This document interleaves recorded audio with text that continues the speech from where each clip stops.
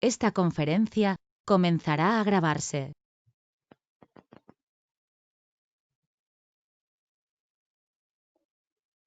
Bueno, buenas noches con todos los presentes. Ya poco a poco se irán incorporando más estudiantes tal vez. Bueno, darle la bienvenida nuevamente a esta reunión. Eh, bueno, agradecido nuevamente con los organizadores por la invitación a seguir participando con ustedes. Yo encantado de poder participar, como decía nuestro amigo el presentador.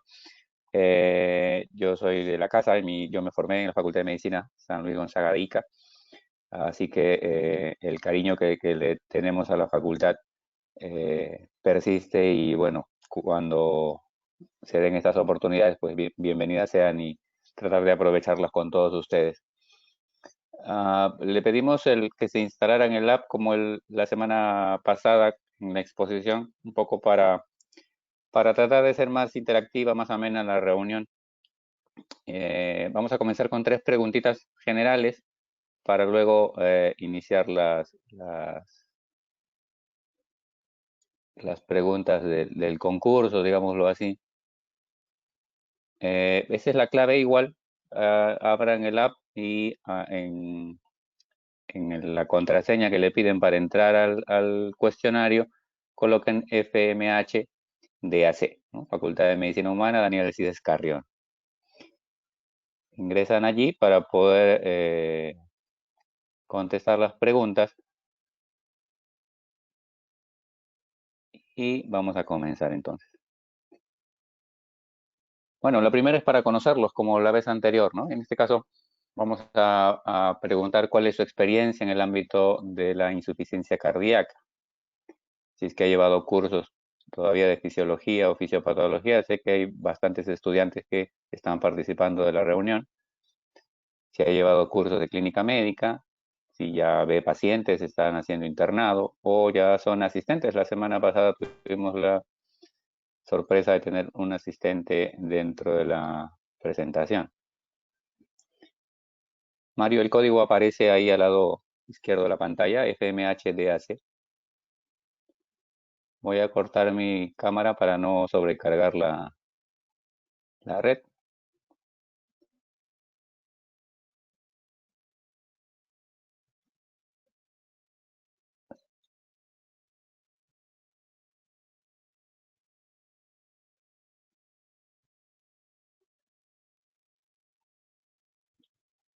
Creo que dejé de compartir. Entonces, estamos ahí. Bueno, veo que la mayoría son, en todo caso, alumnos que todavía no han llevado clínica médica. Bueno, vamos a tratar de hacer en todo caso la parte, la charla un poco más sencilla, lo más sencilla posible para que nos puedan entender. Vamos con la siguiente pregunta.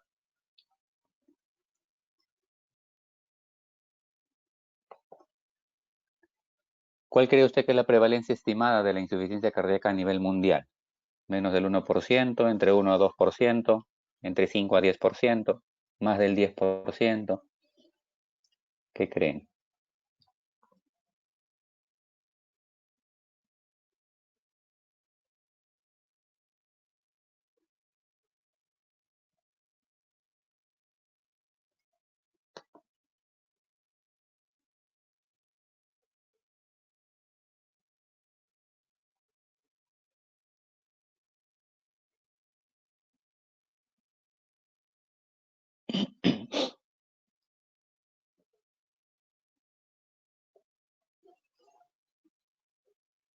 Bueno, vamos con la siguiente pregunta y luego van a ir viendo las respuestas conforme vayamos avanzando la exposición.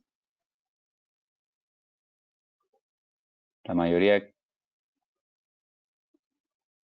casi el 80% ha votado que la prevalencia de hipertensión tiene más del 5%, ¿no? Vamos a ver. Y bueno, la tercera, con respecto a la pregunta, esta es una pregunta que tiene relación con la charla de la semana pasada, a ver si quedó claro alguno de los conceptos que mencionamos la vez anterior, ¿no? Paciente varón de 55, hipertenso, con insuficiencia cardíaca, después de haberle hecho una consulta, 3 medidas en el consultorio, su presión promedio estaba en 148,92, es hipertenso crónico y no está controlado. ¿Cuál de los siguientes sería el tratamiento más apropiado para tratar su hipertensión?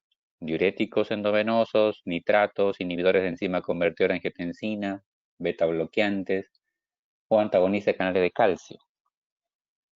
¿Qué opinan? A ver, si estuvieron la charla anterior.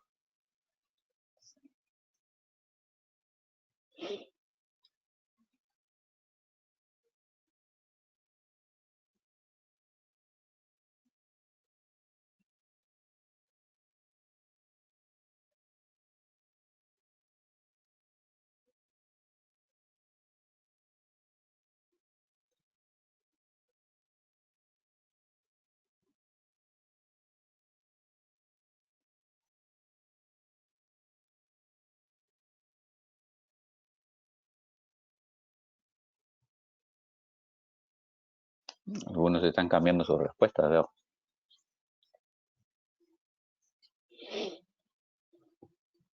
Bueno, me alegra que el 70% del grupo que ha votado, que se ha animado a votar, pues ha votado sobre los inhibidores de enzima convertidora en angiotensina. En realidad ese es el tratamiento ideal en un paciente hipertenso con insuficiencia cardíaca. No se pueden combinar con beta bloqueadores, cierto, pero el principal tratamiento, digamos, el más apropiado para iniciar, en este caso serían los inhibidores de enzima convertidora, ¿no? Y bueno, vamos a permitirles que se unan ahora para el concurso. Si se van inscribiendo, cada uno puede inscribirse, pongan su nombre, se pueden inscribir ahí.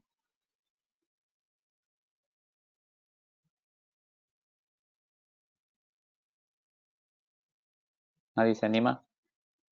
Ya hay dos que se animaron a participar. Sigan, sigan.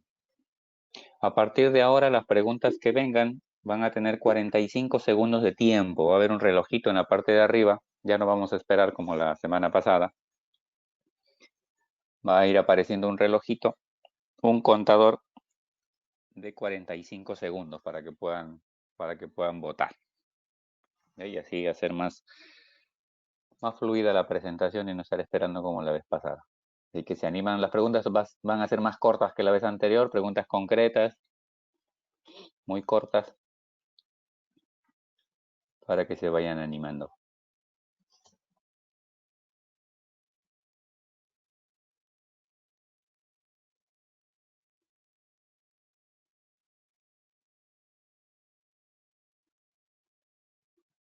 No se animan, hay 44 en la sala y no se animan a inscribirse. Hay menos de la mitad inscrito. Bueno, vamos a avanzar en todo caso con la ponencia y así irán inscribiendo poco a poco. Los dejamos ahí para que se sigan inscribiendo. Bueno, vamos a comenzar con la presentación. El tema que se nos encargó ahora es hablar sobre insuficiencia cardíaca crónica. ¿Por qué crónica? Porque obviamente hay un estadio que es la insuficiencia cardíaca aguda cuando el paciente tiene alguna etapa de descompensación de esta enfermedad de fondo, aunque a veces hay algunos pacientes que pueden hacer un cuadro de insuficiencia cardíaca aguda de novo o reciente o debutar esta enfermedad con una insuficiencia cardíaca aguda. Esa es la agenda que hemos preparado para hoy, hablar sobre definición, epidemiología, etiología, factores de riesgo, cómo es que hacemos el diagnóstico y algunos principios básicos de la terapia, en este caso no farmacológica y farmacológica, ¿no? Dejando el tema ya de dispositivos de falla cardíaca avanzada para, digamos, eso ya es cuestiones de unos aspectos más especializados, ¿no? Como no lo vamos a tocar en esta presentación. Entonces, como definición, sabemos por ciencias básicas que se denomina insuficiencia cardíaca a todos aquellos estadios en los que el corazón no es capaz de bombear la sangre, por eso se llama insuficiencia, no es capaz de bombear la sangre que el organismo necesita para cubrir las necesidades metabólicas. O, en todo caso, para poder realizar este trabajo, lo hace a expensas de incrementar las presiones de llenado de ventrículo izquierdo. Este incremento de presiones de llenado ventricular va a ser el causante del aumento de retrógrado de presiones a nivel auricular, a nivel venocapilar pulmonar, y va a generar los síntomas de congestión que caracterizan a esta enfermedad. Actualmente la insuficiencia cardíaca se define más que una enfermedad, es un síndrome. Obviamente un síndrome está formado por síntomas y además está formado por signos. Es decir, hay síntomas típicos de insuficiencia cardíaca, hay signos típicos de insuficiencia cardíaca, pero que además tienen que tener la evidencia objetiva de alguna anormalidad, ya sea estructural o funcional del corazón. Una anomalía estructural, por ejemplo, manifestada como cardiomegalia, con alguna anormalidad en un estudio ecográfico, y una alteración funcional, por ejemplo, mostrado por la elevación de unos marcadores que se llaman péptidos natriuréticos cerebrales, BNP, o también alteraciones funcionales, por ejemplo, alteración funcional de la diástole, que puede valorarse también en un estudio ecográfico. Esta insuficiencia cardíaca se va a dividir en tres grupos, en tres fenotipos, aunque hay una cuarta descrita por la escuela americana, pero vamos a centrarnos en estos tres fenotipos, ¿no? Hablamos de insuficiencia cardíaca con fracción de eyección reducida, aquella que tiene una fracción de eyección de ventrículo izquierdo de menos de 40%, una insuficiencia cardíaca con fracción de eyección preservada, aquella que tiene una fracción de eyección por encima del 50%, y un grupo intermedio, denominado a veces la zona gris, que se le denomina insuficiencia cardíaca con fracción de eyección en rango medio, en rango limítrofe, digamos, ¿no? Aquella que tiene una fracción de eyección de ventrículo izquierdo entre 40 y 49%. Hay que tener en cuenta que esta es la nueva definición, digamos, un poco para homogenizar los conceptos. Así se denominan ahora los fenotipos de insuficiencia cardíaca. Antes, o anteriormente, a esta insuficiencia que tenía fracción de eyección menos de 40, se le denominaba insuficiencia cardíaca sistólica, y aquellos que tenían fracción de eyección por encima del 50 se le denominaba insuficiencia cardíaca diastólica, ¿no? Ese era el término antiguo que se tenía para estas variantes, ¿no? Pero ahora se ha denominado, se ha determinado esta denominación, como les decía, para homogenizar conceptos y que todos hablen el mismo idioma. Algunos aspectos epidemiológicos, que fue una de las preguntas que se mostró allí, pues hay que tener en cuenta que la prevalencia mundial de insuficiencia cardíaca va entre 1 y 2% en promedio, ¿no? Esa es la prevalencia a nivel mundial.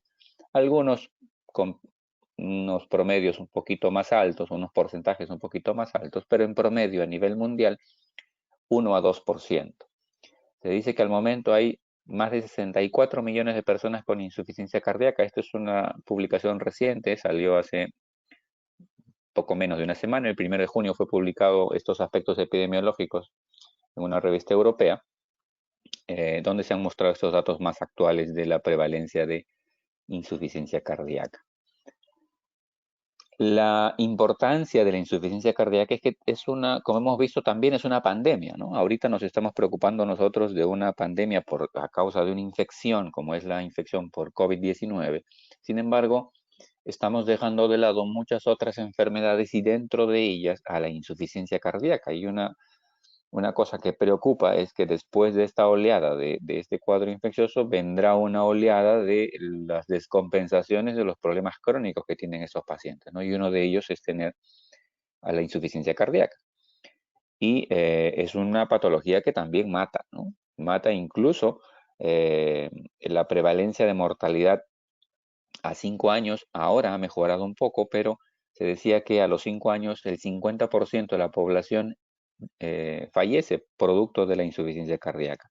Los datos actuales mostrados en esta revisión se ve como a los 5 años la tasa de mortalidad está cercana al 45% y a los 10 años la tasa de mortalidad va hasta un 65%. Es decir, poco más del 30% sobrevive a los 10 años, poco más del 50% sobrevive a los 5 años. ¿Y de qué se mueren estos pacientes? Pues la causa de mortalidad, sobre todo, en este estudio donde se ha hecho una tendencia de las tasas de mortalidad, se ha visto cómo la tasa de mortalidad cardiovascular o la causa cardiovascular de muerte, pues ha ido disminuyendo en el transcurso de los años, y esto producto de que con el transcurso de los años han ido apareciendo nuevas drogas que pueden ayudar a disminuir esta tasa de mortalidad. Y más bien lo que se ha visto es que las causas no cardiovasculares han ido incrementándose a lo largo de los años, y dentro de estas causas no cardiovasculares se incluyen las infecciones, la evolución de la misma insuficiencia eh, cardíaca asociada a otras comorbilidades, el cáncer. Se está viendo ahora pacientes que tienen alguna neoplasia, y el uso de quimioterápicos pues está aumentando la tasa de mortalidad producto de los efectos colaterales de estas drogas. En el cuadro de la derecha, lo que estamos viendo es, en la parte de arriba, esta línea, estas barras celestes son las causas o la tasa de muerte súbita como causa de mortalidad. Y vemos cómo la tasa de muerte súbita felizmente ha ido disminuyendo a lo largo de los años. Y la barra celeste de abajo, pues vemos cómo las causas no cardiovasculares son ahora dentro de las causas más frecuentes también de mortalidad en la insuficiencia cardíaca, ¿no? La enfermedad coronaria, los accidentes cerebrovasculares están también dentro de las posibilidades de causa de mortalidad en estos pacientes. Y vamos con la primera pregunta entonces del concurso. ¿Cuántos se llegaron a 22? Nomás se han logrado inscribir. Si alguien más se anima, lo puede hacer todavía. Bueno, vamos a comenzar con la primera pregunta. Como les decía, aquí sí van a ver solo 45 segundos para que puedan resolver la pregunta. Ya se animó alguien más. Vamos a avanzar.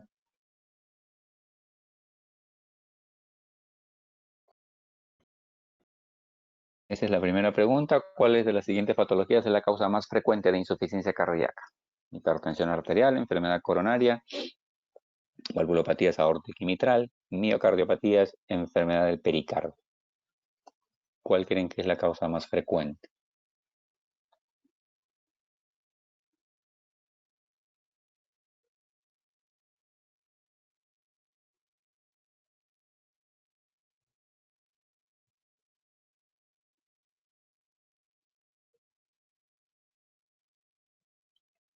¿10 segundos?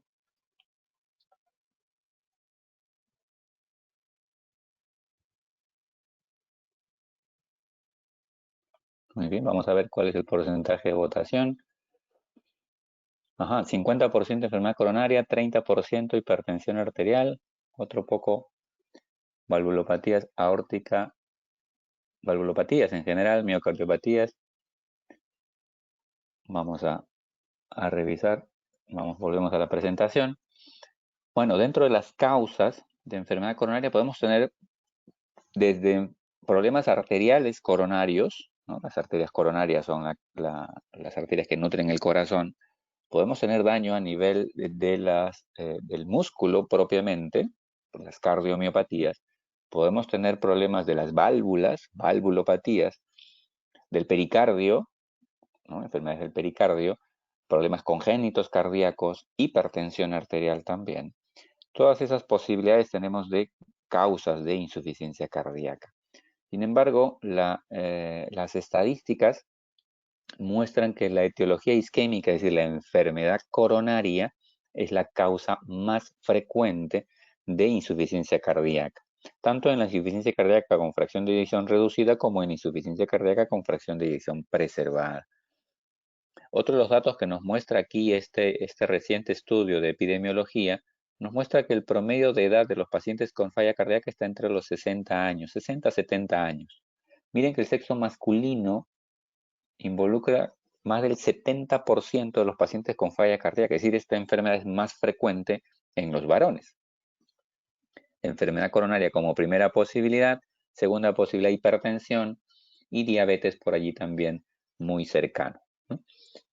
Son las tres enfermedades más frecuentes o las etiologías más frecuentes de la falla cardíaca. En un estudio que mostró la tasa de insuficiencia cardíaca en Latinoamérica, igual mostró que la enfermedad isquémica y la enfermedad coronaria es la causa más frecuente.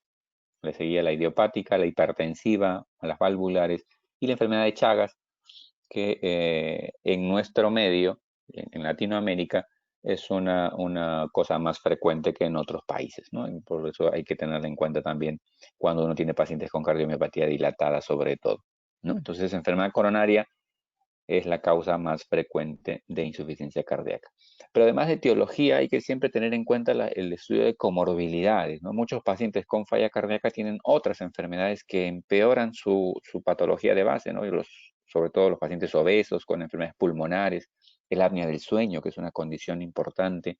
Lo mencionábamos la semana pasada cuando hablábamos de hipertensión, enfermedades vasculares periféricas, enfermedad renal, anemia, los problemas de tiroides, ¿no? Pueden condicionar insuficiencia cardíaca, sobre todo el hipertiroidismo que condiciona insuficiencia cardíaca de gasto alto, arritmias tipo fibrilación auricular, es una causa también frecuente cuando esta no se controla de manera adecuada.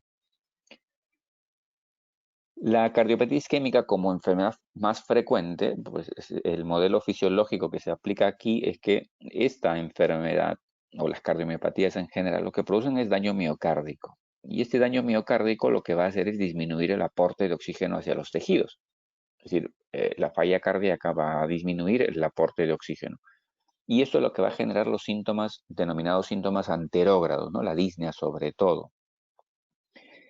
Esta disminución de aporte de oxígeno va a conllevar como un mecanismo de compensación que se activen ciertos sistemas. Dentro de ellos se activa el sistema neurohormonal y un sistema inflamatorio, además de la activación fundamentalmente del sistema renina-angiotensina-aldosterona, de la endotelina, de la hormona antidiurética y del sistema simpático, ¿no? Habíamos mencionado que el sistema renina-angiotensina-aldosterona tenía como producto final la angiotensina 2 y la aldosterona, pues estos fenómenos van a condicionar la posibilidad de desarrollar daños a nivel cardíaco, ¿no? Hipertrofia, apoptosis, fibrosis, que van a condicionar mayor daño miocárdico. Pero además, eh, todo este sistema favorece la retención de sodio, favorece la retención de agua y eso da lugar a un aumento de la precarga, ¿no? Lo que va a condicionar los síntomas retrógrados, es decir, la congestión pulmonar, la incurgitación venosa yugular, el edema de miembros inferiores, ¿no? Por sobrecarga de volumen. Como una compensación, esta activación de estos sistemas neurohormonales incrementan unas sustancias denominadas péptidos natriuréticos. Los péptidos natriuréticos van a tratar de alguna forma de compensar todos estos efectos deleterios de retención de sodio y agua, porque tienen efectos más bien vasodilatadores. Es decir, actúan de una forma negativa, como menciona allí, ¿no? Vasodilatan, disminuyen la presión, disminuyen la remodelación, tiene capacidad antifibrosis y tiene capacidad antihipertrofia. Pero estos péptidos natriuréticos son degradados por una sustancia que se llama neprilicina, ¿no? De manera compensatoria, entonces, el organismo lo que trata de hacer es aumentar estos péptidos natriuréticos para compensar un poco la retención de sodio y agua, pero estos sufren una degradación producto de una enzima que se llama neprilicina.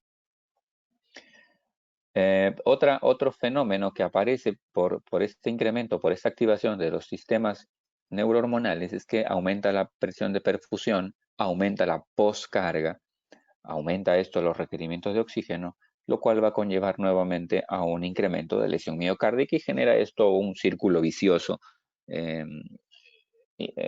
de alguna forma tratando de compensar algunos efectos, pero estos fenómenos de compensación a la larga lo que van a generar es un efecto deleterio que va a ir progresando conforme avanza la enfermedad. Aparte de estos aspectos etiológicos, la insuficiencia cardíaca tiene unos factores de riesgo. O sea, antes de que uno desarrolle esta enfermedad, pues uno tiene algún factor que lo predispone a hacer esta falla cardíaca. Y dentro de los factores de riesgo que se mencionan, pues el más frecuente también es la enfermedad coronaria.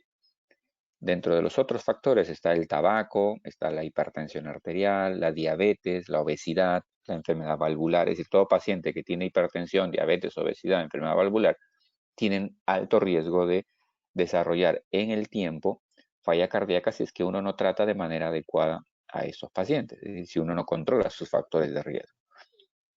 La hipertensión, por ejemplo, da 2 a 3 veces más probabilidad de hacer insuficiencia cardíaca si es que el paciente no controla bien su enfermedad.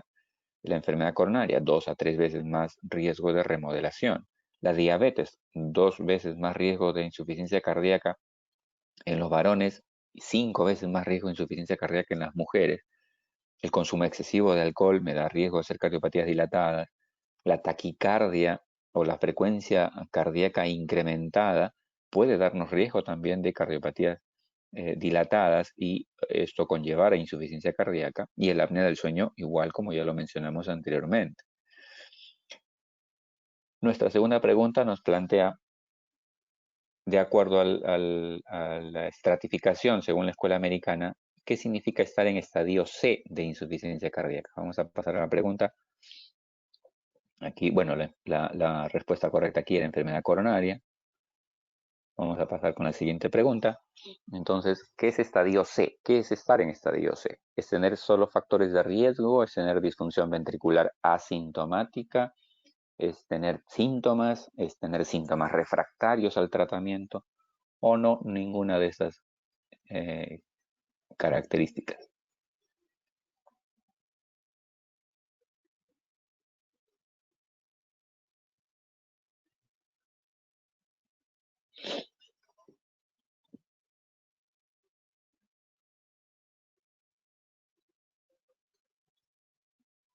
¿10 segundos?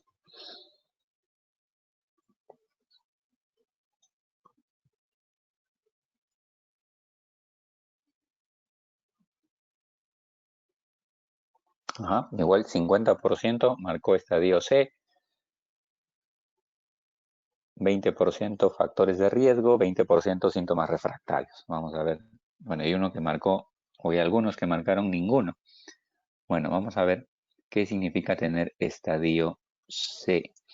La insuficiencia cardíaca, como decíamos, tiene una evolución.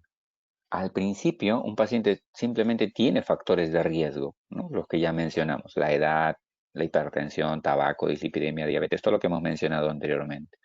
Estos factores de riesgo van a condicionar algún grado de daño ventricular, ¿no? Hipertrofia, apoptosis, enfermedad coronaria, fibrosis.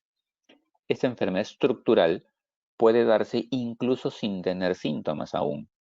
Y con el tiempo el paciente ya desarrolla una enfermedad clínica sintomática. ¿Ok? Entonces, antes de desarrollar síntomas, el paciente ya ha tenido estadios previos que lo van a condicionar a una mala evolución, que lo van a condicionar a desarrollar insuficiencia cardíaca. Es por ello que la escuela americana desarrolló unos estadios evolutivos de insuficiencia cardíaca. Y a estos estadios iniciales los denominó estadio A, aquel paciente que tenía factores de riesgo para hacer insuficiencia cardíaca.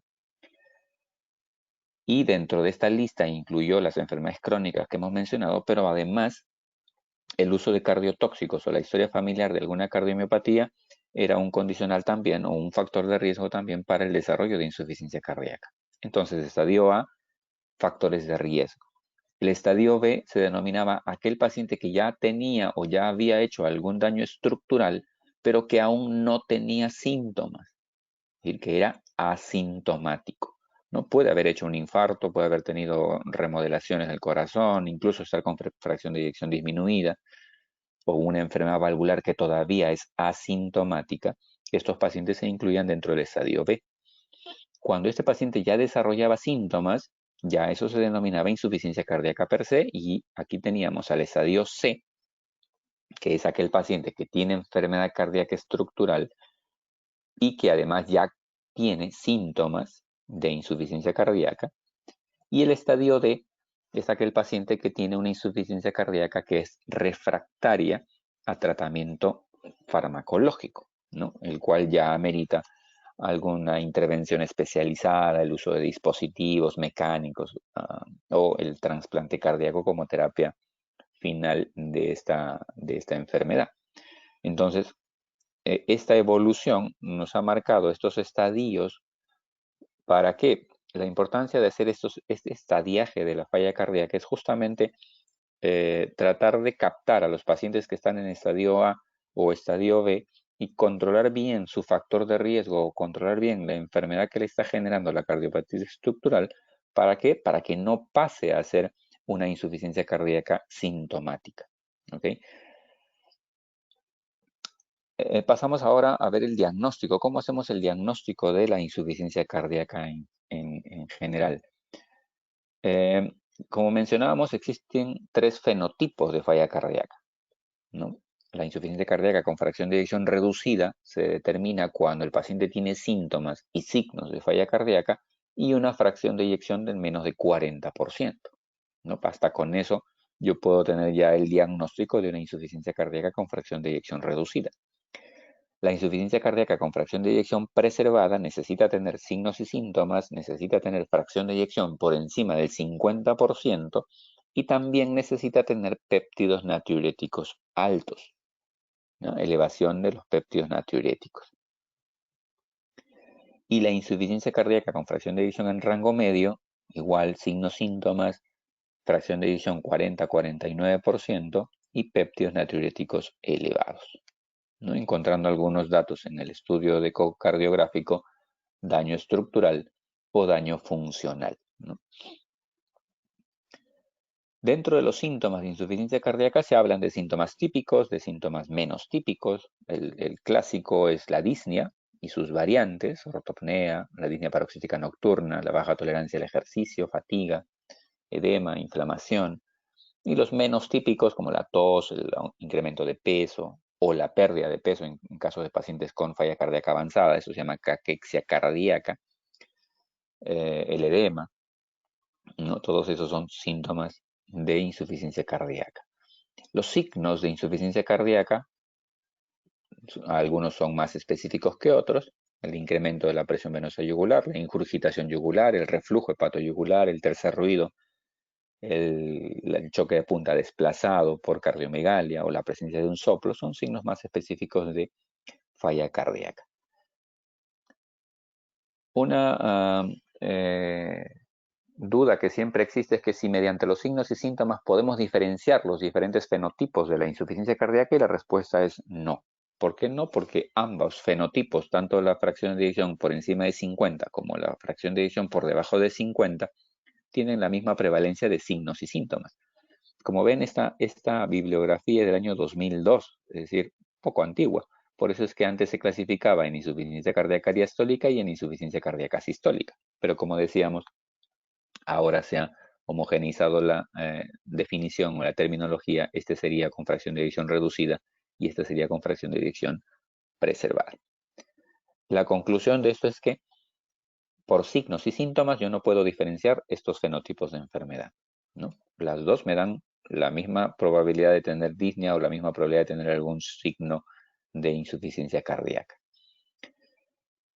Esta pregunta es curiosa, es un nuevo signo en pacientes con insuficiencia cardíaca avanzada. ¿Cómo se denomina a la disnea que se incrementa al inclinarse hacia adelante mientras el paciente está sentado en una silla y tocarse los pies con la mano? Le puse el gráfico aquí, no la podía poner en la pregunta. Si avanzamos de aquí, bueno, la presencia de síntomas entonces es el estadio C de la insuficiencia cardíaca. ¿Cómo se llama a esa posición que incrementa la disnea en los pacientes? Ortopnea, platipnea, trepopnea, bendopnea o disnea paroxística nocturna.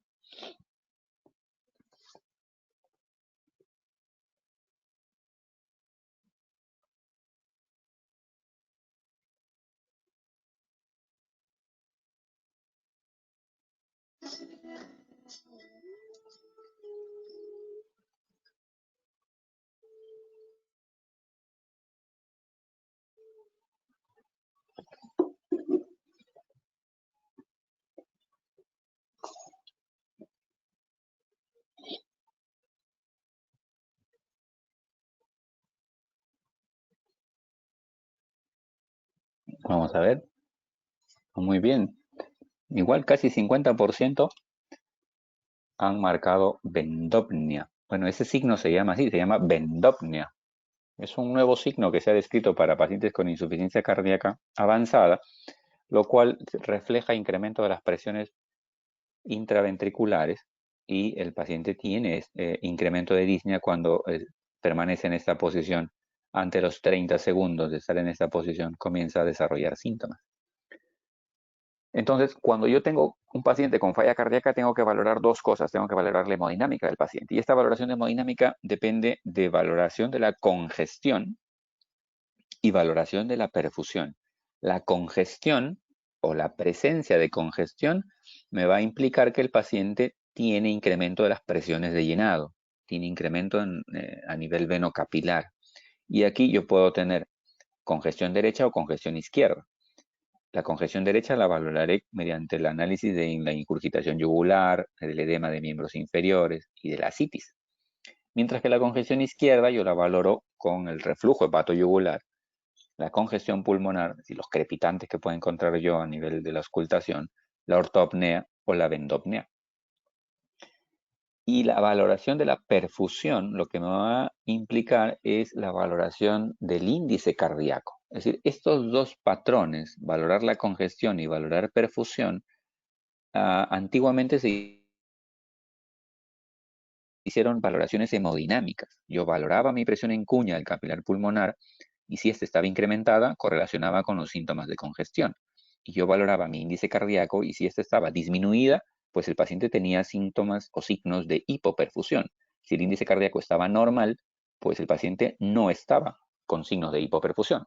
A esos estadios le han denominado el estadio frío-caliente, ¿no? Si no tiene signos de hipoperfusión, el paciente está en el estadio caliente.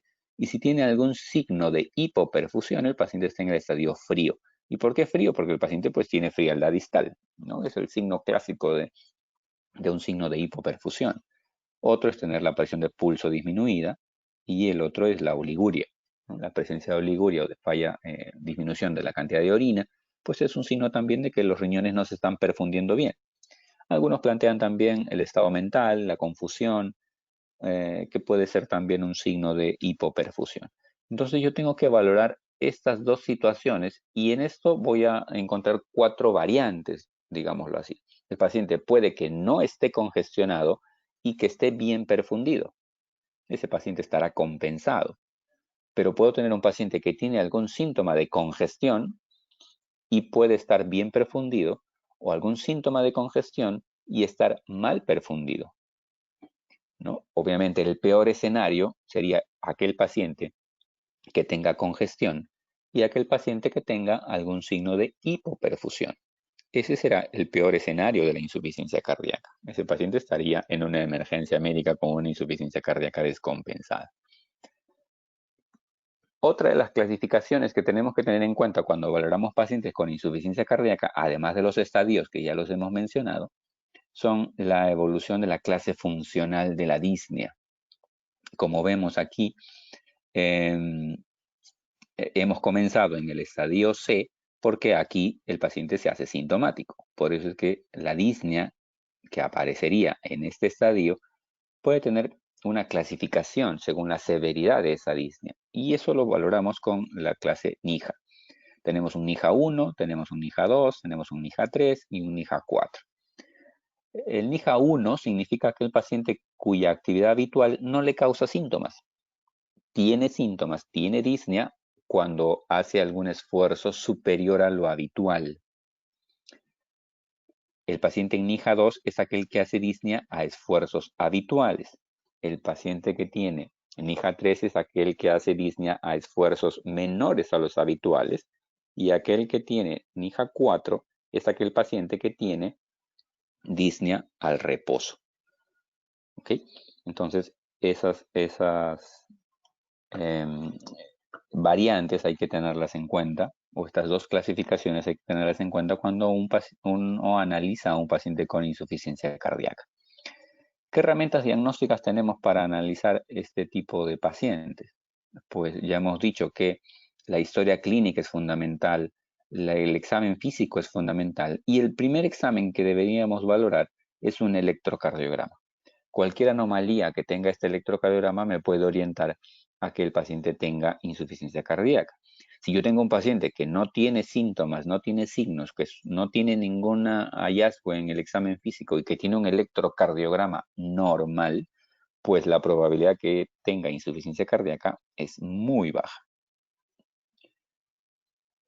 Entonces, el electro es importante. ¿Y por qué es importante? Porque nos va a determinar el ritmo cardíaco, nos va a determinar la frecuencia cardíaca y ver si el paciente tiene una arritmia o no, nos va a determinar trastornos del QRS, que nos daría un trastorno a nivel ventricular. En este caso, por ejemplo, en el electro que se menciona allí, tenemos ondas Q profundas en B1, B2, B3, lo cual me manifiesta un infarto anteroseptal, ¿no? Entonces, por eso es importante el electrocardiograma. Me puede orientar a una etiología de la insuficiencia cardíaca, incluso al valorarme estos hallazgos, ¿no? Como ven aquí, un electrocardiograma normal pues tiene un valor predictivo negativo de más del 90%. Es decir, es muy raro que un paciente con insuficiencia cardíaca tenga electro normal. Vamos con la siguiente pregunta. Vamos aquí. Bueno, Bendopnia era la respuesta correcta. ¿Cuál es el estudio de imagen cardíaca que usted solicitaría como primera opción para confirmar la insuficiencia cardíaca y definir el fenotipo de la enfermedad? ¿Una radiografía, una ecocardiografía, una tomografía cardíaca, un estudio de perfusión miocárdica o una resonancia magnética cardíaca?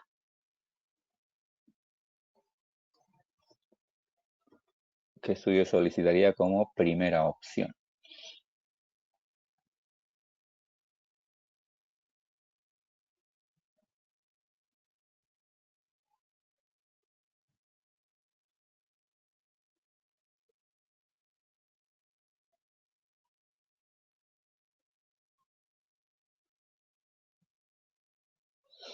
Vamos a ver la respuesta.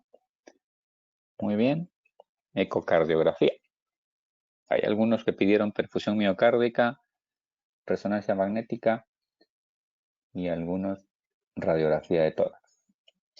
Bueno, vamos a avanzar. Entonces, como decíamos, lo primero que hacemos es valorar la historia, valorar el examen físico y valorar el electro. Si todos son negativos, pues la insuficiencia cardíaca es improbable. Si tenemos algún signo de sospecha, al menos uno de ellos, pues pasaremos al siguiente paso, que es hacer péptidos natriuréticos si es que lo tuviéramos a disposición, o de frente a hacer una ecocardiografía. La ecocardiografía es el primer examen que uno debería hacer para definir el fenotipo y para confirmar la insuficiencia cardíaca. El estudio de perfusión miocárdica y el estudio de resonancia magnética nos pueden ayudar más para evaluación de la etiología de la insuficiencia cardíaca, pero no para confirmar la enfermedad. ¿Okay? La radiografía tampoco me ayuda a confirmar la enfermedad, porque puedo yo no tener ni siquiera cardiomegalia y el paciente estar en insuficiencia cardíaca. No es un examen que tampoco me va a decir si tengo fracción de eyección normal o fracción de eyección disminuida. No, la ecocardiografía es el examen que se encarga de decirme cómo está la fracción de eyección. Obviamente, si yo tengo una ecocardiografía normal, pues el diagnóstico también será improbable. Si no, pues yo confirmo la enfermedad. Vemos que si tengo péptidos natriuréticos y estos están altos, pues igual tengo que pedir una ecocardiografía para confirmar. Los péptidos no me confirman la enfermedad. ¿Okay? Me la pueden descartar porque si estas salen negativas, el diagnóstico sí sería improbable. ¿Ok?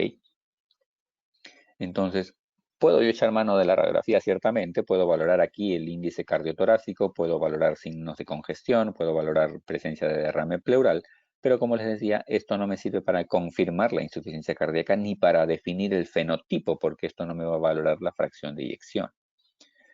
Me puede servir también para descartar algunas otras causas de disnea, como por ejemplo enfermedades pulmonares, ¿no? Puedo encontrar y eso nos ha pasado algunas veces, pacientes que vienen con síntomas de disnea, que vienen con fatiga y que en el electro o que en la radiografía tienen una aurícula grande, un signos de congestión, pues al final sí era una insuficiencia cardíaca que tenía una estenosis mitral. Entonces, pudiera ayudar, pero la ecocardio es lo que me va a confirmar. Entonces, con la ecocardio yo puedo tener un paciente que tenga un ventrículo izquierdo muy deteriorado, con una fracción de eyección muy débil. Acá vemos que más o menos tendrá pues 15% o 20%, siendo buena gente esta ecografía, este ventrículo izquierdo. Mientras que el de acá pues parece tener un poco más de fracción de eyección, ¿no? 50%, con un poco de hipertrofia a nivel ventricular, ¿no? Entonces, la ecocardio es la que me define los fenotipos, si tengo fracción de eyección reducida o tengo fracción de eyección preservada. En caso de que tenga fracción de eyección preservada, pues buscaré además cómo está la función diastólica, porque la posibilidad es que este paciente, si tiene signos y síntomas, tenga insuficiencia cardíaca con fracción de eyección preservada. Entonces, fundamentalmente la ecocardio, ¿para qué me sirve? Para valorar la estructura y la función del corazón, es decir, la fracción de eyección, para valorar válvulas, para valorar el lado derecho del corazón, que es importante también evaluarlo, para valorar la estructura y la función miocárdica, que también es importante, sobre todo en pacientes que estén sometidos a quimioterápicos, pues en estos pacientes hay que hacer una evaluación mucho más minuciosa de la función sistólica y de daño sistólico subclínico con algunos software especiales que tiene este estudio ecocardiográfico. Entonces, con eso yo puedo confirmar mi enfermedad, ¿no? Puedo pedir péptidos natriuréticos, los péptidos natriuréticos me van a marcar o me van a hacer una señal de incremento de presiones de llenado. Habíamos dicho que estos péptidos natriuréticos se elevan cuando yo tengo falla cardíaca como un fenómeno de compensación de esta retención de sodio y agua. ¿Por qué? Porque tienen efectos benéficos, ¿no? Y hemos dicho que son sobre todo vasodilatadores. Pero estos péptidos se recomiendan fundamentalmente para descartar insuficiencia cardíaca, no para establecer el diagnóstico. Yo establezco el diagnóstico con una ecocardiografía. Estos péptidos, si bien es cierto, son importantes pedirlos, pero hay que también analizar el contexto del paciente, porque hay otras causas cardíacas, como causas no cardíacas, que me pueden generar un incremento de los niveles de estos péptidos natriuréticos sin necesidad que sea insuficiencia cardíaca. Por eso es que no me sirven para confirmar la enfermedad. ¿Ok? Entonces hay una lista larga de posibilidades de causas de elevación de estos péptidos natriuréticos que hay que tener en cuenta. Algunos exámenes complementarios, el hemograma, para ver si tiene anemia el paciente, que sería también una comorbilidad, ver función renal, ver si hay diabetes o no y si esto está bien controlado o no, perfil lipídico, función hepática, tiroides, ferritina para complementar el estudio de anemia si es que lo tuviera, examen de orina para ver el daño renal y una gasometría para ver cómo estamos oxigenando el paciente. ¿Ok? Entonces, al final de toda mi evaluación, yo tengo que tener la capacidad de poder decir que este paciente tiene insuficiencia cardíaca. Tengo que valorar el fenotipo de la insuficiencia cardíaca según la fracción de eyección. Tengo que clasificar el estadiaje según el ACC. Tengo que ver la clase funcional. Tengo que valorar la etiología y tengo que valorar alguna presencia de alguna comorbilidad. Todos estos datos yo tendría que eh, tenerlos como un diagnóstico final y de todos los problemas. No solo decir tiene insuficiencia cardíaca, sino tengo que estratificarlo, ver la posibilidad de alguna causa identificable y si tiene alguna comorbilidad asociada. ¿Ok? En algunas situaciones, sobre todo cuando el paciente tiene alguna descompensación, el paciente va a ir a una emergencia y va a ir a una emergencia con alguna de estas variantes. La forma más frecuente de que este paciente llegue a una emergencia es que tenga una insuficiencia cardíaca que la tenga crónicamente, pero que por alguna situación ha sufrido alguna descompensación aguda, ya sea por una enfermedad coronaria nueva, ya sea por una arritmia, ya sea por alguna infección, que son las más frecuentes, las causas más frecuentes de descompensaciones. Este paciente con falla cardíaca va a llegar a una emergencia bajo esta variante. Puede llegar en edema pulmonar, que es el patrón típico de una falla cardíaca descompensada. Puede llegar en insuficiencias cardíacas hipertensivas, puede llegar asociadas a síndromes coronarios agudos, puede venir como una insuficiencia cardíaca derecha o puede venir en shock cardiogénico. El shock cardiogénico es aquel que tiene signos de congestión y signos de hipoperfusión, la valoración hemodinámica que le mencionamos hace un momento. Cada vez que el paciente tiene un fenómeno o un proceso de descompensación aguda, vea cómo va disminuyendo progresivamente su calidad de vida. Cada vez que tiene un episodio agudo de descompensación, su calidad de vida se va deteriorando. Pero ¿qué es lo peor? Que la mortalidad va incrementando. Cada vez que un paciente tenga un fenómeno de descompensación, aumenta su mortalidad en el tiempo, ¿no? Por eso es importante manejar de manera adecuada a estos pacientes para disminuir la posibilidad de muerte en estos pacientes. Y la terapia fundamental se va a basar en dos aspectos, al igual que la hipertensión, en una terapia no farmacológica y en una terapia farmacológica. ¿Para qué trato a estos pacientes? Como les decíamos, primero para identificar factores de riesgo y prevenir la enfermedad, ¿no? Por eso hablábamos de los estadiajes.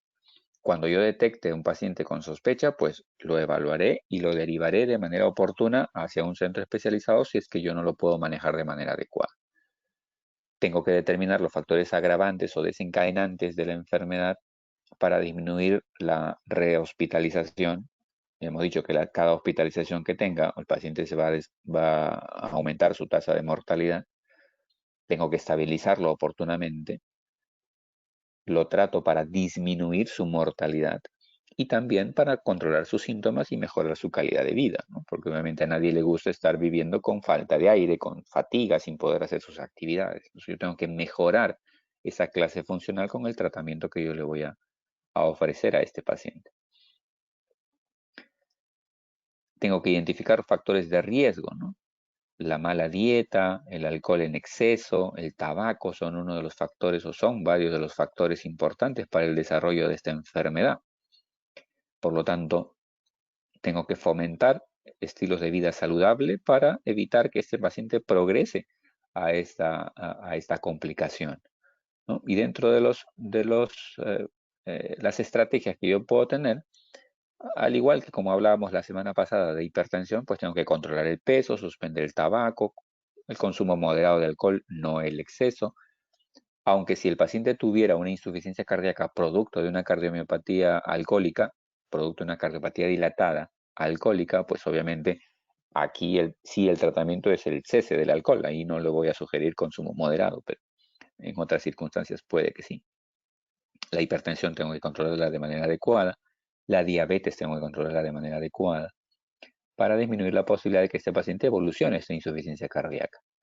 Entonces el tratamiento vamos a basarlo en restricción dietética, en evaluar los trastornos del sueño si es que lo tuviera, mantener un peso adecuado, hacer ejercicio, no fumar y evitar bebidas alcohólicas en caso de que el paciente tenga una etiología por alcohol, el apoyo social y las inmunizaciones que son también relevantes en estos pacientes, ¿no? Aquel paciente con falla cardíaca tiene indicación de tener vacunas contra neumonía sobre todo, porque una de las causas de descompensaciones, como mencionábamos, son las causas infecciosas y dentro de ellas la neumonía, dentro de las más frecuentes.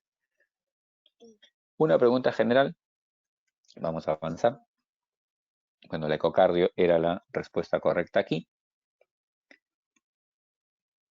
Un varón de 58 años que acude a una consulta por fatiga, disnea, ortopnea, tiene insuficiencia cardíaca, es hipertenso, dislipidémico y enfermedad coronaria. ¿Cuál de los siguientes medicamentos ha demostrado reducir mortalidad? Amlodipino, digoxina, tiltiazem, hidroclorotiazida, lisinopril. ¿Cuál de estos medicamentos ha logrado disminuir mortalidad en esos pacientes? Con falla cardíaca.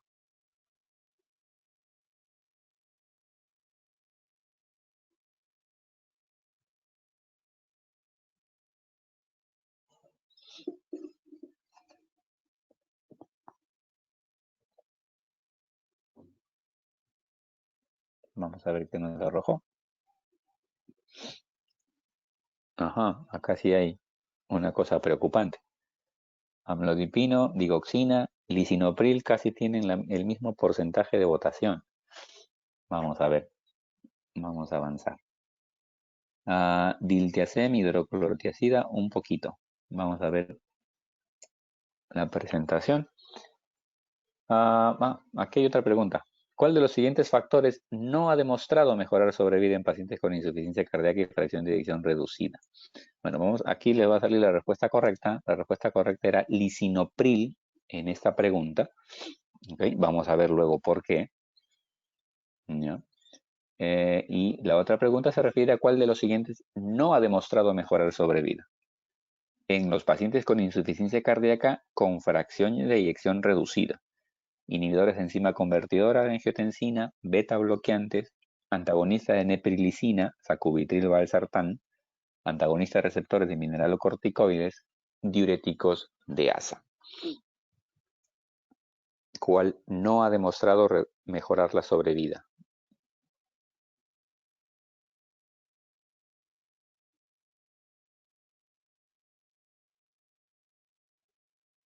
¿10 segundos?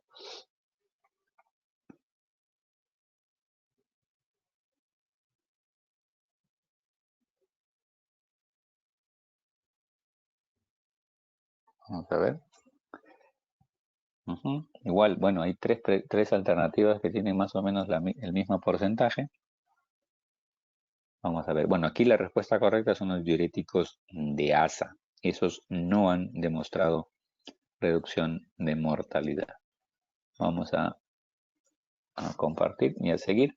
Entonces, ya con el terreno farmacológico, en cuestión de fármacos, nos vamos a centrar fundamentalmente en el fenotipo de los pacientes con insuficiencia cardíaca con fracción de eyección reducida.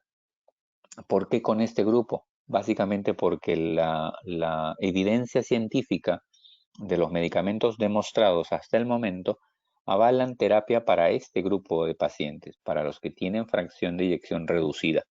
Para los pacientes que tienen fracción de eyección preservada, hasta el momento no existe ningún medicamento que haya demostrado reducción de mortalidad. ¿Ok? En estos pacientes solo se basa el tratamiento en el control de los factores de riesgo. Es decir, trato bien mi hipertensión, trato bien la diabetes, trato bien la enfermedad coronaria.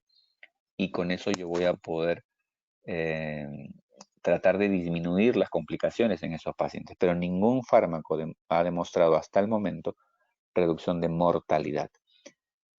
El escenario es distinto para aquellos pacientes con fracción de eyección reducida. En ese caso sí se ha demostrado reducción de mortalidad, como lo vamos a ver en las siguientes láminas. Entonces, fisiológicamente, hemos mencionado que dentro de la insuficiencia cardíaca hay activación de ciertos mecanismos, y uno de los mecanismos fundamentales es la activación del sistema nervioso simpático, la activación del sistema renina-angiotensina-aldosterona, y como habíamos dicho, últimamente se ha demostrado la vía de los péptidos natriuréticos. ¿Ok? Entonces yo tengo que bloquear fundamentalmente estas vías. El sistema nervioso simpático yo la puedo bloquear utilizando beta bloqueantes. La vía del sistema renina-angiotensina-aldosterona yo lo consigo bloquear utilizando los inhibidores de enzima convertidora de angiotensina, puedo utilizar los bloqueantes de receptor de angiotensina o puedo utilizar los antagonistas receptores de mineralocorticoides, que son los que bloquean la aldosterona, los antialdosterónicos, si queremos llamarlo así. Y la otra vía, habíamos dicho que la insuficiencia cardíaca generaba elevación de péptidos natriuréticos y lo que generaban estos péptidos natriuréticos eran efectos beneficiosos, vasodilatadores, pero que eran inhibidos por una enzima que se llama neprilicina. La neprilicina los degrada, los destruye. Entonces, un objetivo del tratamiento, o me convendría que este paciente tuviera más péptidos natriuréticos. Por lo tanto, hay un grupo farmacológico que se llaman los inhibidores de la neprilicina que pueden favorecer a este efecto beneficioso de los péptidos natriuréticos, favoreciendo su vasodilatación que, como menciona aquí, baja el tono simpático, baja la natriuresis, perdón, aumenta la natriuresis y con eso mejora la diuresis. Y también baja la aldosterona. ¿Okay? Entonces me favorecería tener activo esta vía de los péptidos natriuréticos. Entonces, en eso se basa el tratamiento fundamental de estos pacientes con insuficiencia cardíaca y fracción de eyección reducida. Ya han demostrado, todos esos fármacos han demostrado reducción de mortalidad, los IECAs, los bloqueadores de receptor de angiotensina, los beta bloqueantes, los antagonistas de receptor de mineralocorticoides y últimamente los inhibidores de la neprilicina. Son también el otro grupo farmacológico que ha demostrado reducción de mortalidad. Entonces, este es el algoritmo de manejo. Como ven arriba, dice tratamiento para la insuficiencia cardíaca con fracción de eyección reducida. El número 1, como ven aquí, el tratamiento inicial es mejorar la congestión. Si un paciente está descompensado, va a tener sobrecarga de volumen. Entonces, lo que yo voy a hacer para disminuir esa sobrecarga de volumen es darle algo que lo haga eliminar el volumen excedente, y eso se hace con un diurético. El diurético más utilizado son los diuréticos de ASA. Es el primer escalón del tratamiento. Y una vez que el paciente esté compensado, pues comienzo con mi farmacología básica para el manejo de la insuficiencia cardíaca. Y como ven, el segundo escalón, una vez que el paciente esté compensado, es darle una combinación de un IECA con un beta bloqueante.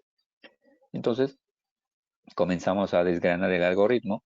Los diuréticos es el primer afronte, fundamentalmente para mejorar síntomas y para mejorar la capacidad de ejercicio en pacientes que tengan obviamente signos de congestión. Y estos medicamentos se han utilizado fundamentalmente para reducir el riesgo de hospitalizaciones, porque la hospitalización se da por sobrecarga de volumen. Entonces yo voy a poder prevenir esas rehospitalizaciones dándole un diurético. Pero los diuréticos no disminuyen mortalidad. ¿Ok? Solo rehospitalizaciones, y más que todo son un grupo farmacológico para tratar un síntoma, para tratar la disnea, para tratar la congestión. ¿Ok? En segundo lugar, lo que vamos a hacer es dar la combinación. IECAS, beta bloqueadores. ¿Ok? Si el paciente no tolera un IECA, pues le daré un bloqueante receptor de angiotensina. Dentro de los IECAs, pues están los priles, enalapril, captopril, ramipril, tandobalapril. Estos son los estudios que han avalado estos medicamentos. La tasa de mortalidad, que en promedio está alrededor del 20% de disminución con el uso de los IECAs. Puedo yo echar mano de cualquiera de estos cinco medicamentos, que son los que han avalado su utilidad en esta enfermedad.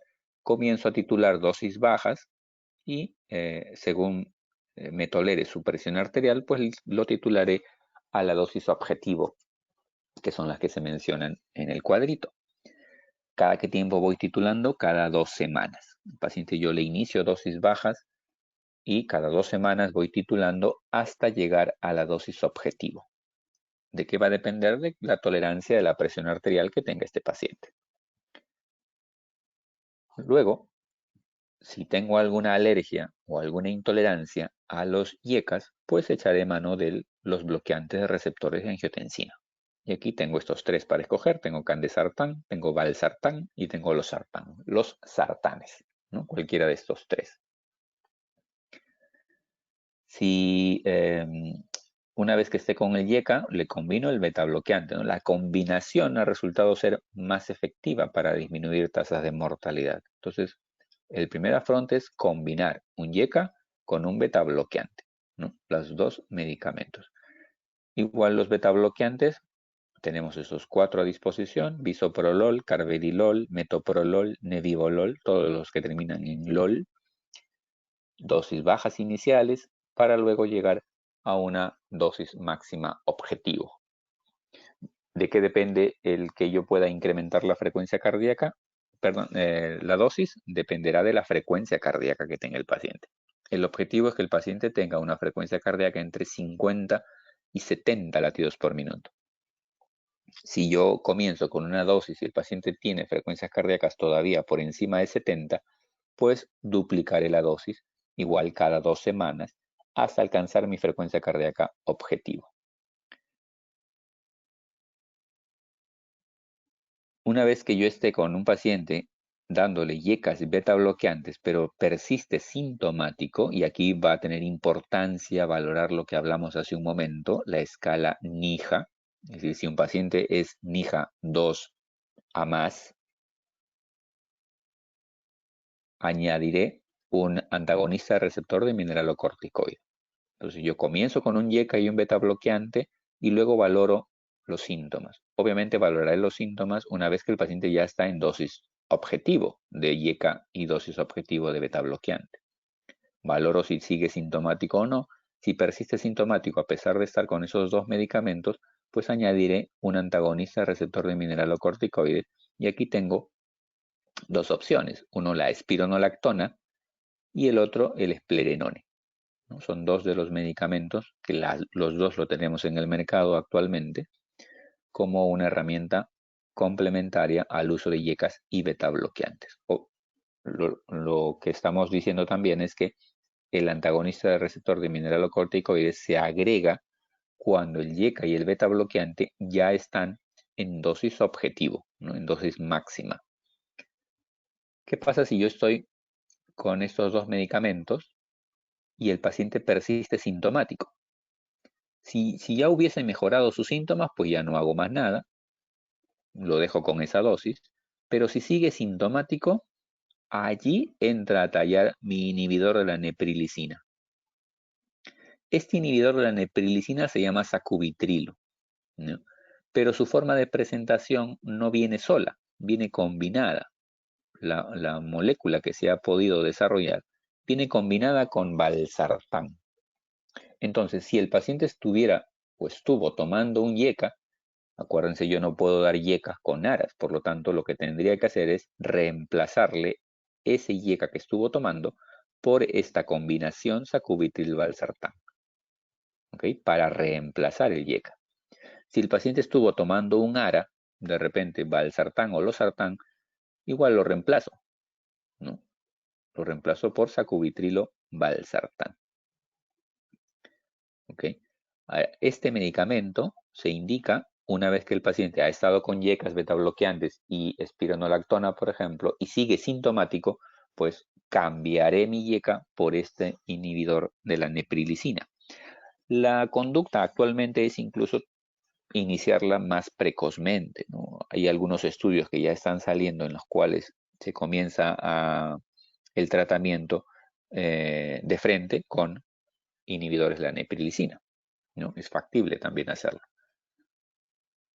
Este es el estudio que demostró la efectividad de esta droga, 20% más de reducción comparado con enalapril, ¿okay? Con la terapia base de la insuficiencia cardíaca. Ya tiene algunos años, el estudio fue publicado en el 2014, ya hace 6 años que fue publicado esto, lo tenemos en el mercado. Entonces es una herramienta fundamental para el tratamiento de estos pacientes.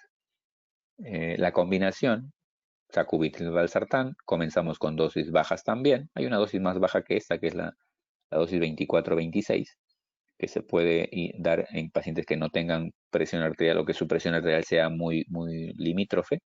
Y la idea es titularlo a la dosis máxima, que es 97-103. Entonces, estos medicamentos o esta combinación de medicamentos actuaría en dos ejes, digamos, ¿no?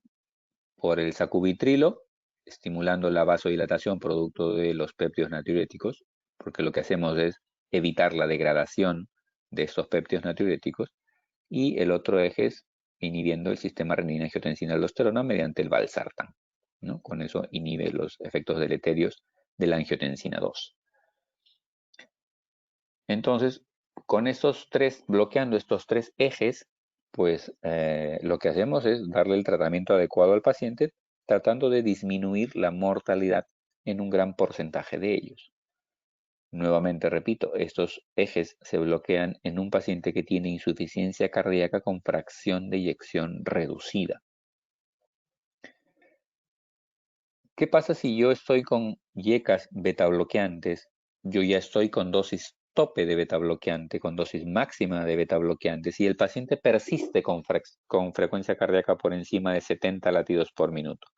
Si persiste por encima de 70 latidos por minuto, existe otro medicamento que podemos utilizar que se llama ivabradina.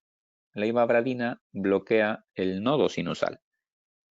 Es un medicamento que lo que hace es bloquear el nodo sinusal y con eso logra una disminución de la frecuencia cardíaca, además de la que podemos conseguir con el uso de beta bloqueantes.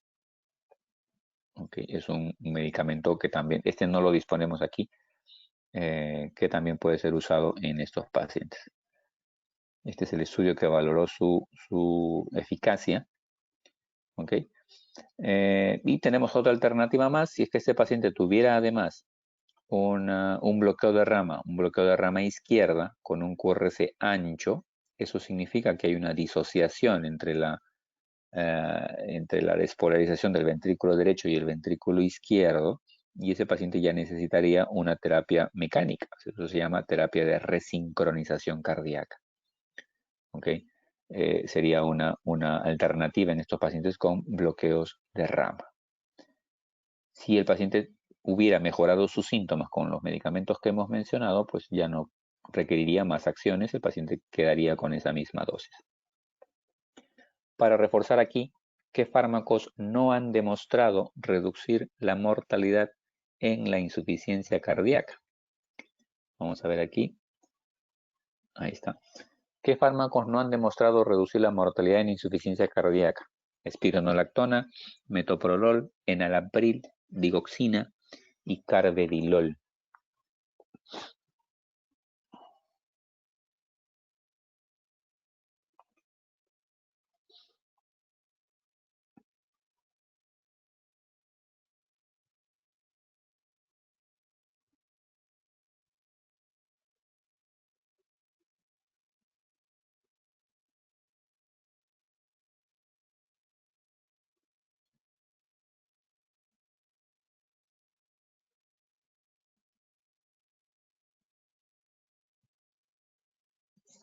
Vamos a ver.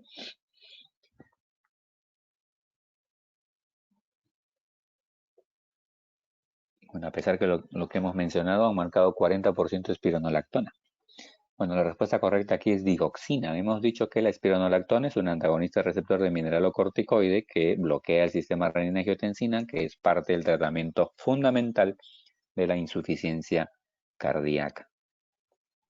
Entonces, hasta ahora no habíamos mencionado la digoxina y le puse la pregunta porque en la pregunta anterior muchos marcaron que el tratamiento fundamental era digoxina, pero miren que hasta ahora no lo hemos mencionado. Y es que digoxina está al final del algoritmo. Una vez que el paciente ya recibió todo lo que hemos mencionado hasta el momento y el paciente persiste con síntomas, ya lo catalogaríamos como un paciente en estadio D, un paciente que es refractario a tratamiento farmacológico. Y allí pudiera considerar digoxina dentro del esquema de tratamiento, pero hay que tener en cuenta que la digoxina es un medicamento que reduce rehospitalizaciones, pero que no ha demostrado reducción de mortalidad. Hasta el momento, solo 4 grupos farmacológicos han demostrado reducir mortalidad. Los inhibidores de enzima convertidora de angiotensina, con los bloqueantes receptor de angiotensina, los beta bloqueantes, los antagonistas receptor de mineralocorticoides, espironolactona, esplerenone, y los inhibidores de la neprilicina. Son esos 4 grupos farmacológicos que han demostrado reducir mortalidad. Digoxina no ha demostrado reducir mortalidad. Los diuréticos de asa no han demostrado reducir mortalidad, solo son un grupo sintomático. ¿Ok? Entonces, eso se habla cuando ya un paciente tiene síntomas resistentes. No está aquí en el cuadrito, pero otra de las estrategias que hay que tener en cuenta también en un grupo importante de pacientes, sobre todo aquellos que tienen disfunción sistólica severa, estos pacientes tienen como causa de mortalidad muerte súbita. Hemos visto en el cuadrito que los pacientes, una de las causas de mortalidad es la muerte súbita por arritmias ventriculares. Entonces, una estrategia de tratamiento es colocarles un cardiodesfibrilador implantable, ¿no? Colocarle una especie de un marcapaso, un cable en el corazón que tiene la capacidad de reconocer arritmias ventriculares y que cuando la reconozca, lo que le genera el aparatito es una descarga eléctrica que lo que hace es cardiovertir al paciente, ¿no? Por eso se llama cardiodesfibrilador implantable, ¿no? Como una estrategia de prevención de muerte súbita en estos pacientes. ¿Cuál es la mejor combinación para reducir mortalidad? Se ha visto que la mejor combinación para reducir mortalidad es el uso de los inhibidores de la neprilicina combinado con beta bloqueantes, combinado con antagonistas receptor de mineralocorticoide, ¿no? Con espironolactona o esplerenone. Esa ha demostrado o la mayor tasa de reducción de mortalidad en estos pacientes. Entonces, el objetivo fundamental del tratamiento, obviamente, es reducir mortalidad, ¿no? Con esos 4 grupos farmacológicos que hemos mencionado, ¿no? Es lo primero que yo tendría que buscar al manejar a estos pacientes con falla cardíaca y fracción de eyección reducida. Pero no tengo que olvidarme manejar mis síntomas, ¿no? Lo cual depende mucho de la etiología. Manejar las comorbilidades, que es otra de las consideraciones que hay que tener en este paciente. Nosotros hemos mencionado de IECAS, BRAD, beta-blocs, espironolactona y ARNI, pero si este paciente, por ejemplo, tuviera fibrilación auricular, pues tiene que anticoagularse. Si tiene enfermedad coronaria, pues tendría que tomar aspirina, clopidogrel, ticagrelor, lo que tuviera indicado. Si tuviera anemia, pues soporte de hierro. Si tuviera diabetes, pues sus antidiabéticos. Si tiene apnea del sueño, pues valorar su necesidad de CPAP para manejar estos pacientes. Si tuviera dislipidemia o enfermedad coronaria, pues hipolipemiantes, ¿no? Ya la terapia complementaria va a depender de las comorbilidades que tenga este paciente. Igual sus antihipertensivos, ¿no? Podemos hacer combinaciones de antihipertensivos en este grupo de pacientes. Últimamente se ha demostrado también el beneficio de unos medicamentos que normalmente se iniciaron para el manejo de la glucosa para los pacientes con diabetes, pero se ha visto que estos medicamentos, los inhibidores SGLT2, tienen también efectos hemodinámicos, sobre todo favoreciendo la diuresis. Estos medicamentos lo que hacen es eliminar glucosa por la orina. Entonces tienen efecto diurético. Entonces este efecto hemodinámico de estos fármacos se aprovechó en pacientes con insuficiencia cardíaca y han demostrado que en los pacientes con fracción de eyección reducida, pues disminuyen mortalidad también. ¿Okay? Por eso es que este medicamento, que es la dapaglifosina, puede ser utilizado en pacientes con falla cardíaca porque también ha demostrado reducción de este punto primario compuesto, que es muerte cardiovascular, hospitalización por falla cardíaca. También ha demostrado reducir las rehospitalizaciones y la muerte por causa cardiovascular. Entonces, también puede estar dentro del arsenal terapéutico de estos pacientes con falla cardíaca. Eso es el mecanismo por el cual estos medicamentos pueden favorecer el beneficio en estos pacientes, y dentro de ellos la natriuresis, la disminución del estrés oxidativo, son dentro de los fenómenos los cuales pueden generar protección renal y protección cardiovascular. La última pregunta: ¿cuál de estos fármacos está contraindicado en la insuficiencia cardíaca? Vamos a pasar aquí. Bueno, la respuesta correcta aquí era la digoxina, ¿no? Por lo que hemos mencionado. Y la última: ¿qué fármaco está contraindicado en la insuficiencia cardíaca con función sistólica ventricular izquierda reducida severa? Carvedilol, furosemida, espironolactona, losartán o verapamilo.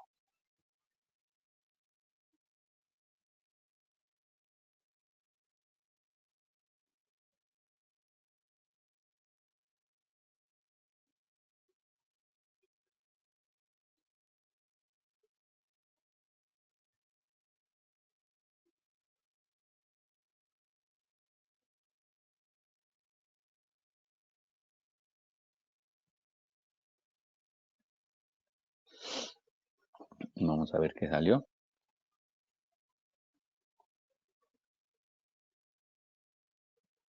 60% verapamilo, 33% furosemida. Hemos dicho que la furosemida es el medicamento o el diurético más usado en los pacientes con insuficiencia cardíaca. No está contraindicado, es el más utilizado.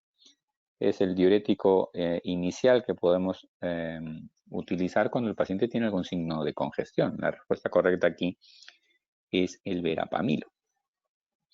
¿Ok? ¿Y por qué el verapamilo? Hay que tener en cuenta, el verapamilo es un medicamento que pertenece al grupo de los calcioantagonistas, los antagonistas de los canales de calcio. Acuérdense que fisiológicamente el mediador, el electrolito que inicia el fenómeno de contracción, es justamente cuando el calcio entra a la célula. Si yo bloqueo el calcio, voy a disminuir la fuerza de contracción. Y si este paciente tiene fracción de eyección reducida severa, pues el verapamilo o el diltiazem, que es el otro medicamento, pues estos están contraindicados en la insuficiencia cardíaca con fracción de eyección reducida. Sin embargo, hay otro grupo de calcio antagonistas que sí se pueden usar, como son el amlodipino, el felodipino, el nifedipino, que si el paciente tuviera hipertensión, yo esos sí pudiera usarlos, ¿no? Porque esos no interfieren con el mecanismo del calcio y de la función sistólica. ¿Okay? Entonces hay que tener en cuenta que ese es un medicamento que está contraindicado, es decir, no lo puedo dar bajo ningún concepto dentro de la falla cardíaca con fracción de eyección reducida. Entonces, para terminar, el tratamiento de la insuficiencia cardíaca actualmente se plantea utilizar beta bloqueantes, sacubitril valsartán, antagonistas receptores de mineralocorticoides como terapia base, unado a el uso de dapaglifosina por los efectos benéficos que se han mencionado. Pero hay que tener en cuenta que esta enfermedad implica todo un manejo multidisciplinario, desde nutrición, rehabilitación cardíaca, terapias de dispositivos mecánicos, cuidados paliativos cuando ya el paciente tiene una insuficiencia cardíaca muy avanzada. Todo este manejo multidisciplinario que debería hacerse con esos pacientes, ¿no? No solo es un médico que debe tratarlo, sino todo un grupo de médicos especializados que puedan contribuir a la mejoría de la sobrevida en estos pacientes. ¿Ok? Vamos a ver cómo quedó la votación. Luis Contreras, 8 de 8. Muy bien. Perfecto. Muy bien. Brian Yayico. Muy bien también. Saludos. Alejandra, Fabián, Pati. Muy bien, chicos. Bueno, terminamos allí. Si tuvieran alguna pregunta.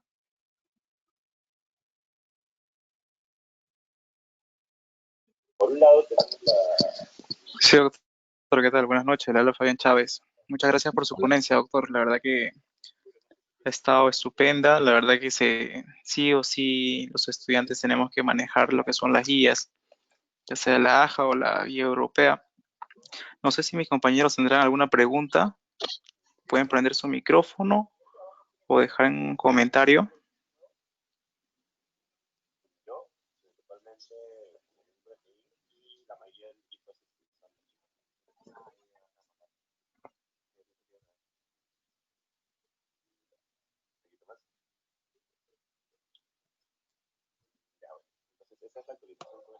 Nadie se anima. Digo, el miedo asusta, o no entendieron nada o entendieron todo, ¿no?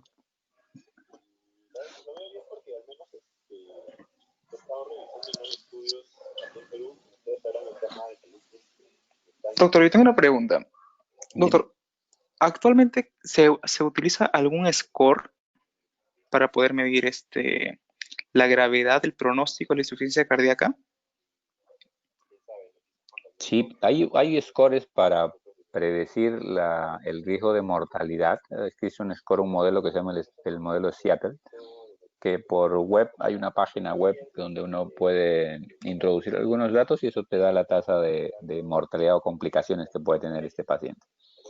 Sí existen esos modelos de scores para predicción de mortalidad. Ok, doctor, muchas gracias.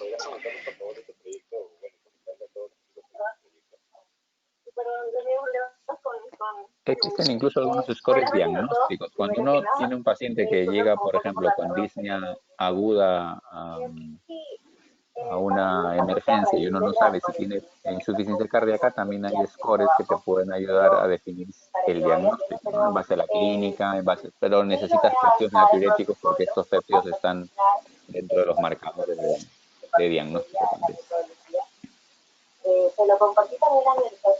Me preguntan aquí sobre el porcentaje de fracción de eyección, a partir de qué porcentaje se llega a presentar los síntomas. Como habíamos mencionado, la fracción de eyección no necesariamente es la que me va a marcar el inicio de síntomas, porque yo puedo tener síntomas con fracción de eyección preservada, ¿no? Hemos visto los 3 fenotipos de insuficiencia cardíaca, y en este caso, el fenotipo que es marcado por la fracción de eyección, puede tener fracción de eyección deprimida, pero también puedo tener fracción de eyección conservada, pero en este caso por alteración de la diástole. Es decir, no hay un punto de corte en decir que a partir de tal valor yo voy a tener síntomas. Y lo otro que mencioné es que los síntomas, justamente cuando vimos el cuadrito comparativo de los síntomas por fracción de eyección, los síntomas no me marcan esa diferencia, ¿no? Los síntomas van a ser los mismos. Tanto aquel que tenga fracción de eyección en 30, en 40, puede tener el mismo porcentaje de síntomas de aquel que tenga fracción de eyección de 50 o de 60. ¿Ok? Entonces, los síntomas no me sirven para valorar fracción de eyección. Me preguntan si la insuficiencia cardíaca en embarazadas, ¿cuál sería el fármaco adecuado para el tratamiento? Pregunta complicada. La insuficiencia cardíaca en una gestante hay que ponerlo en dos contextos. Uno, que la gestante desarrolle insuficiencia cardíaca producto de la gestación. Eso se llama cardiomiopatía periparto, y esa cardiomiopatía usualmente se da en las últimas etapas de la gestación. Generalmente es una cardiopatía transitoria, es decir, que se recupera la fracción de eyección después del parto. Pasado unos meses tiende a recuperar la fracción de eyección. Durante la gestación, los IECAS están contraindicados, los antagonistas mineralocorticoides están contraindicados, pero si pudiera dar beta bloqueadores de repente para mejorar un poco la frecuencia cardíaca y mejorar los síntomas. Pero fundamentalmente, como es una enfermedad que se da en las últimas etapas de la gestación, lo que predomina ahí es la sobrecarga de volumen, y lo que tengo que hacer es darle diuréticos para disminuir esa congestión. Si fuera una paciente con insuficiencia cardíaca crónica ya establecida y que luego se embaraza, primero que ha habido ahí mala consejería, porque a esos pacientes se les aconseja no embarazarse. Pero si se diera el caso, pues el tratamiento va a ser más complicado porque no le voy a poder dar IECAS en este caso, ¿no? Ahora, eso hablando de una insuficiencia cardíaca periparto, como decía, una cardiomiopatía periparto. Pero puede darse el caso de alguna cardiomiopatía de otra etiología. Lo que vemos más frecuentemente son pacientes con alguna valvulopatía o un ductus que no fue diagnosticado o que se lo diagnosticaron pero nunca lo trataron y que sale gestando. Pues en ese caso no podemos dar fármacos, tenemos que estar monitorizando que no haga signos de congestión, y si los hace, darle diuréticos y esperar que termine el parto sin complicaciones para poder luego hacer el tratamiento definitivo de la causa, ¿no?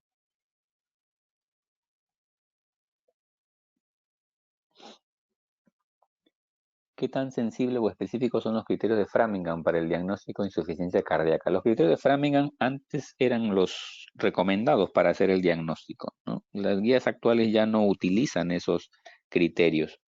Antes se decía que tener 2 criterios mayores, ya con eso hacíamos el diagnóstico, tener un mayor y 3 menores, con eso hacíamos el diagnóstico.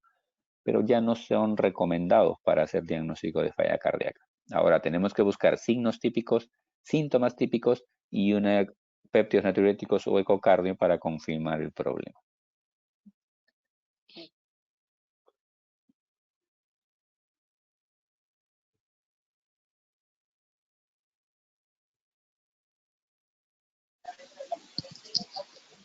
Chicos, ¿alguna otra pregunta que tengan ahí?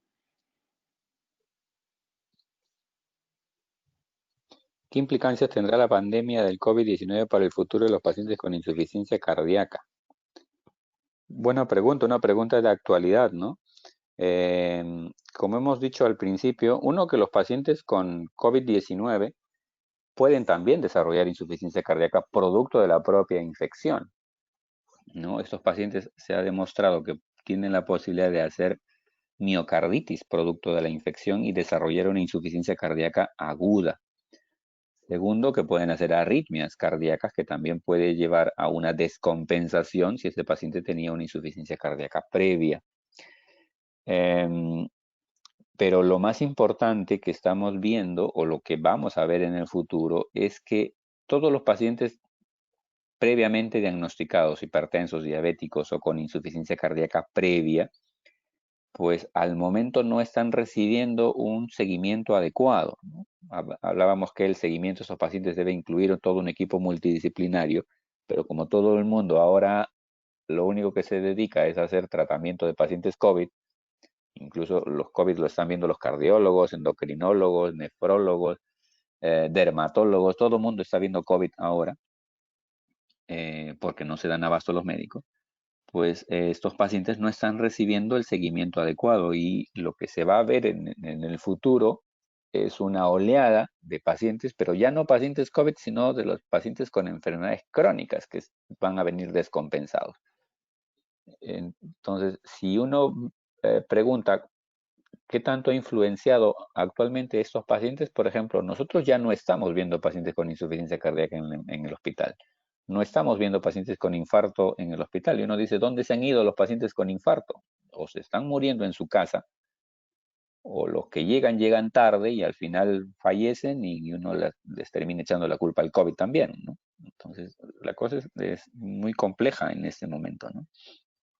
Pero lo que sí sabemos es que, y lo que tememos es la carga de pacientes con problemas crónicos descompensados que nos va a venir en los siguientes meses, ¿no?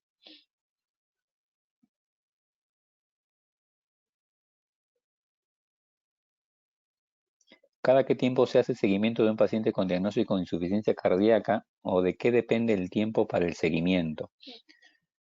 Al principio, cuando uno diagnostica insuficiencia cardíaca y comienza a titular drogas, titular medicamentos, el seguimiento debería ser cada 2 semanas. Yo comienzo una dosis y a las 2 semanas lo cito para ver si es que es posible titularla. La mejor dosis o la dosis más efectiva para insuficiencia cardíaca es la dosis máxima tolerable. La dosis máxima tolerable va a depender de la presión arterial para los YECAS-BRADS y de la frecuencia cardíaca para los beta bloqueantes. Si yo consigo mi dosis máxima tolerable y el paciente mejora sus síntomas y está en clase funcional 1, en NIJA 1, pues significa que yo alcancé mi dosis y que el paciente está compensado, ¿no? Porque en ese caso no tendría síntomas de congestión y tendría signos de perfusión adecuada. Ese paciente está compensado. Allí ya pudiera espaciar mis controles y el paciente puede tener consultas cada 3 meses sin ningún problema, vigilando obviamente su clase funcional y educando al paciente. Si el paciente comienza a empeorar su clase funcional, pues significa que se está descompensando, ¿no? Y eso es valorar la capacidad de hacer ejercicio o de actividad física, es valorar cómo duerme, porque la ortopnea es un signo de descompensación. Entonces, todas esas cosas hay que tener en cuenta en el seguimiento.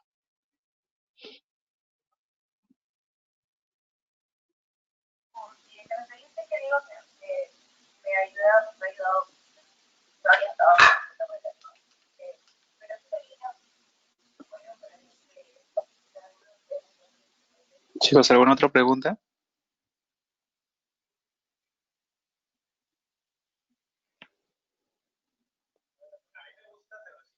Bueno, doctor, creo que no hay ninguna otra pregunta. Ante todo, agradecerle nuevamente por su tiempo, por, por el cariño que tiene a nuestra facultad, doctor. Sabe que actualmente no estamos pasando por buenos momentos, no tenemos clases, pero su ponencia creo el día de hoy nos ha servido a la mayoría. Lo bueno que esta ponencia queda grabada, pueden verla otros chicos después, otras facultades. La verdad que mil gracias, doctor, por todo su apoyo. Esperamos contar con usted nuevamente, dependiendo de su tiempo, doctor. De verdad, porque sus ponencias nos ayudan bastante. Bueno, yo con gusto, como le digo, lo único que yo espero y que busco es que ustedes lo aprovechen. Si en alguna otra oportunidad se da la situación, pues bienvenido. Yo encantado de poder colaborar con ustedes si ustedes me lo permiten. Gracias por su tiempo, más bien a todos, por pasar un sábado en la noche. Normalmente sábados en la noche muchos no estarían en sus casas. pero bueno, ahora la situación los obliga. Y bueno, hay que aprovecharla. Sí, pues doctor, sí, estamos en tiempos complicados y la verdad que muchas gracias por tomarse un tiempo al menos para nosotros. La verdad que todo lo que estamos ahorita en la sala, la verdad que se lo agradecemos de todo corazón. Saludos a todos ustedes también. Cuídense, pues. Ya nos estaremos viendo Listo, en doctor. alguna próxima oportunidad. Listo, doctor. Cuídese usted también.